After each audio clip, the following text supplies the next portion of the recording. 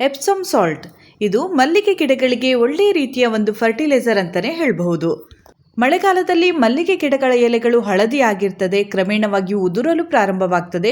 ಈ ರೀತಿಯಾದ ಒಂದು ಸಂದರ್ಭದಲ್ಲಿ ನಾವು ಎಪ್ಸಮ್ ಸಾಲ್ಟನ್ನು ನಮ್ಮ ಮಲ್ಲಿಗೆ ಗಿಡಗಳಿಗೆ ಹಾಕುವುದರಿಂದ ಗಿಡಗಳಲ್ಲಿ ಒಳ್ಳೆಯ ಚಿಗುರು ಬಂದು ಎಲೆಗಳೆಲ್ಲ ಹಸಿರಾಗಲು ಪ್ರಾರಂಭವಾಗ್ತದೆ. ಇದರಿಂದ ಮುಂದೆ ಗಿಡಗಳಲ್ಲಿ ಒಳ್ಳೆಯ ಇಳುವರಿಯನ್ನು ಕೂಡ ನಾವು ಪಡೆಯಬಹುದು. ಈ ಎಪ್ಸಮ್ ಸಾಲ್ಟನ್ನು ನಾವು ಗಿಡಗಳಿಗೆ ಸ್ಪ್ರೇ ಮಾಡಬಹುದು ಅಥವಾ ನೀರಿನೊಂದಿಗೆ ಮಿಕ್ಸ್ ಮಾಡಿಕೊಂಡು ಗಿಡದ ಬುಡಕ್ಕೆ ಹಾಕಬಹುದು. ಆದರೆ ಮಳೆಗಾಲದಲ್ಲಿ ಆ ರೀತಿಯಾಗಿ ಮಾಡಲು ಸಾಧ್ಯ ಆಗುವುದಿಲ್ಲ. ಯಾಕಂದರೆ ಕಂಟಿನ್ಯೂಸ್ ಆಗಿ ಮಳೆ ಬರುವುದರಿಂದ ನಾವು ಹಾಕಿದಂತಹ ಸ್ಪ್ರೇ ಅಥವಾ ನೀರು ಇಳಿದು ಹೋಗ್ತದೆ. ಹಾಗಾಗಿ ನಾವು ಈಗ ಮಳೆಗಾಲದಲ್ಲಿ ಯಾವ ರೀತಿಯಲ್ಲಿ ನಮ್ಮ ಮಲ್ಲಿಗೆ ಗಿಡಗಳಿಗೆ ಎಪ್ಸಮ್ ಸಾಲ್ಟನ್ನು ಹಾಕಬೇಕು ಅನ್ನೋದನ್ನು ತೋರಿಸ್ತೇನೆ.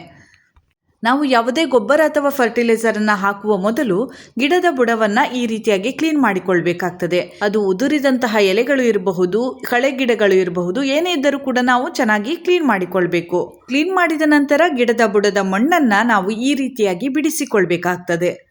ಹೀಗೆ ನಾವು ಬಿಡಿಸಿಕೊಳ್ಳುವುದರಿಂದ ನಾವು ಹಾಕಿದ ಗೊಬ್ಬರ ಮಣ್ಣಿನೊಂದಿಗೆ ಬೇಗನೆ ಸೇರುತ್ತದೆ.